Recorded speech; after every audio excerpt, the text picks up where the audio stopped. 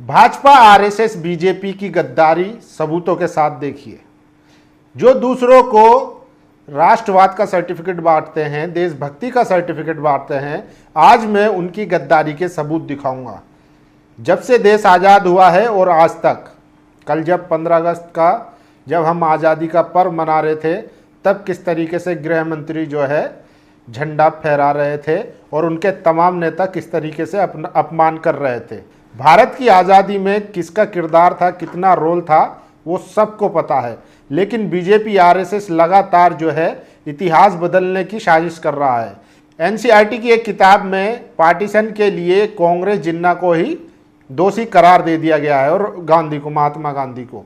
तो आप समझिए कि जब से सत्ता में आए हैं, रोजगार, महंगाई, इनसे तो कोई लेना देना नहीं है, लेकिन जो इनकी करतूतें हैं जो इतिहास से पहले रही, चाहे वो अंग्रेजों की गुलामी हो या उनके लिए मुखबरी करना हो स्वतंत्र सेनानियों का, तो वो उसको बदलना चाह रहे हैं। देखिए किस तरीके से बीजेपी और आरएसएस ने देश से गद्दारी की है आज तक भी, वो मैं आज आपको सबूतों के साथ दिखा रहा हूँ। देखिए, सबसे पहले ये तस्वीर देखिए, पुराने अखबार की कटिंग है जिसमें लिखा है आरएसएस ने 1948 में तिरंगे को पैरों तले रौंदा था। आरएसएस ने 11 दिसंबर 1949 को डॉक्टर अंबेडकर का पुतला जलाया था। तो देश के पहले कानून मंत्री जिनका पुतला बनाया गया, जिन्होंने संविधान बनाया। और देखिए, जंगे आज़ादी में हिस्सा नहीं लिया बल्कि अंग्रेजों का समर्थन क्या करते थे। असदुद्दीन ओवैसी लगातार काउंटर करते आ रहे हैं, बोलते आ रहे हैं। तो सबको पता है कि कौन जो है पेंशन खाता था, कौन अंग्रेजों की गुलामी करता था, कौन अंग्रेजों के लिए मुखबरी करता था। देखिए, और ये देखिए, ये वो गैजेट है जिसमें गांधी जी की हत्या के आरोप में राष्ट्रीय स्वयंसेवक संघ पर प्रतिबंध लगाया गया था। ये उसी का गैजेट नोटिफिकेशन है। आज पीएम ने लाल किले से संघ का नाम लेकर प्रधानमंत्री पद की गरिमा को तार तार किया है। मतलब उनको ग्लोरीफाई कर रहे हैं प्रधानमंत्री की। आरएसएस देश में बहुत बड़ा राष्ट्रवादी वो है। और ये देखिए, एक और है, सनद रहे हैं, डॉक्टर मनमोहन थे तब ए राजा जेल में गए, कलमाड़ी जेल में गए, कानीमोजी जेल में गए, रामलिंगा राजू जेल में गए, सहारा श्री जेल में गए, संजय चंद्र जेल में गए, विनोद गोयनका जेल में गए। और जब से मजबूत प्रधानमंत्री हैं तब से देखिए, विजय माल्या फुर, ललित मोदी फुर, संजय भंडारी फुर, सुशील मोदी फुर, जतिन मेहता फुल, नीरव मोदी फुर, मेहुल चोकसी फुर। तो ये जो है इनकी देशभक्ति है। देश का धन चुराने वालों को अपनी सरकार के, अपनी नाक के नीचे से फुर करवा रहे हैं। वहीं जो है देश के, जब मनमोहन सिंह थे प्रधानमंत्री, तो जब उन्होंने आरोप लगाए राजा पर 2G स्पेक्ट्रम घोटाला, हालांकि वो बाद में सब जो है फर्जीवाड़ा साबित हुआ, लेकिन फिर भी वो जेल गए। तो आप समझिए कि कौन सच्चा देशभक्त है। और ये देखिए, संघ और भाजपा के लोग हमेशा तिरंगे का अपमान करते हैं।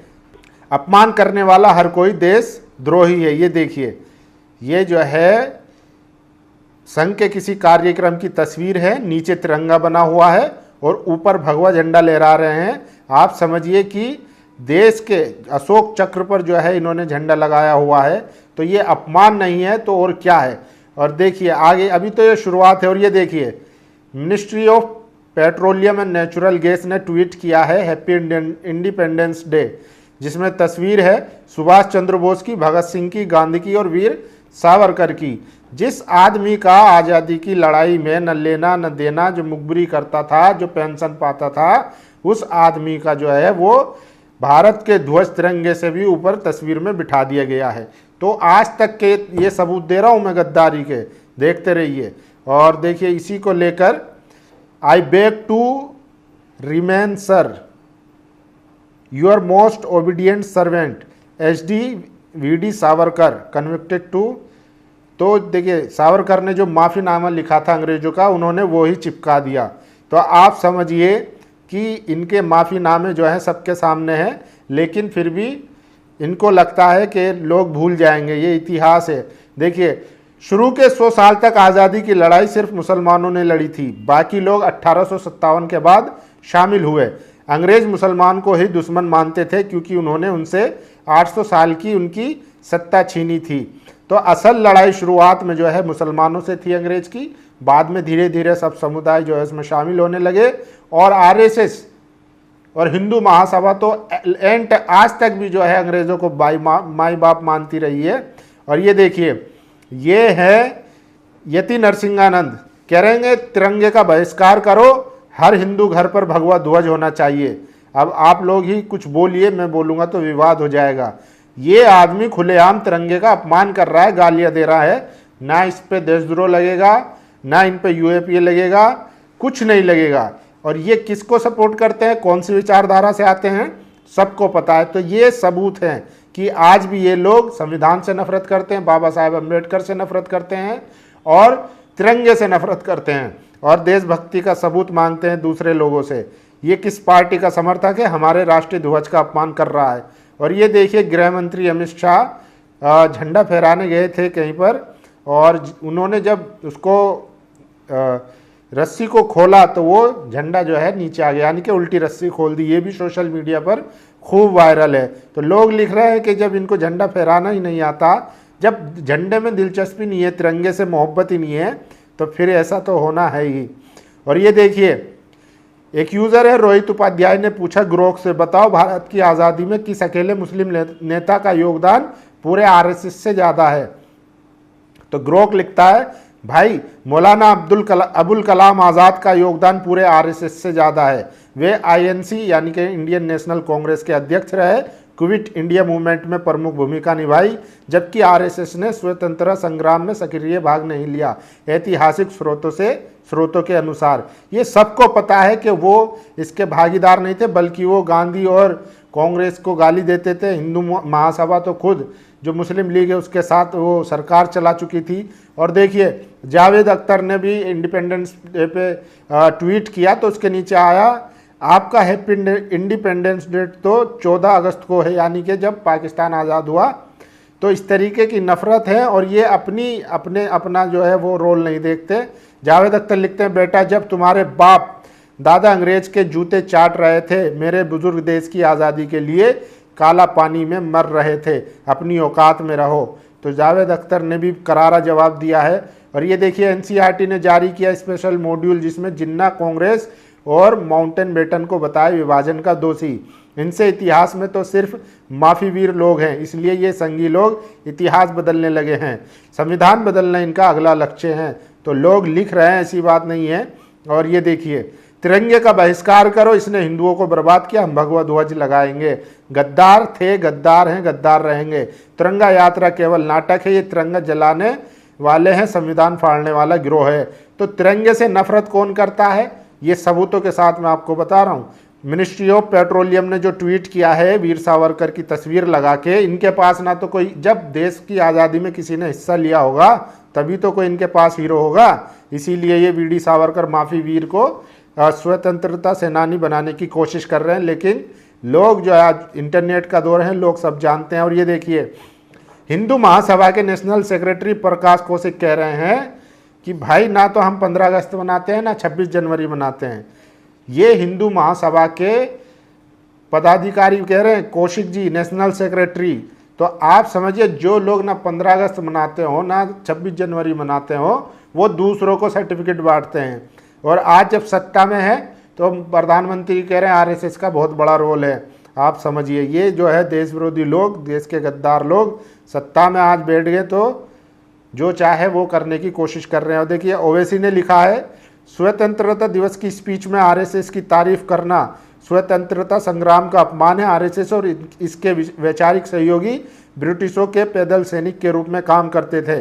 उन्होंने कभी स्वतंत्रता की लड़ाई में हिस्सा नहीं लिया। वो गांधी से उतनी नफरत करते थे जितना कभी उन्होंने ब्रिटिशों का विरोध नहीं किया।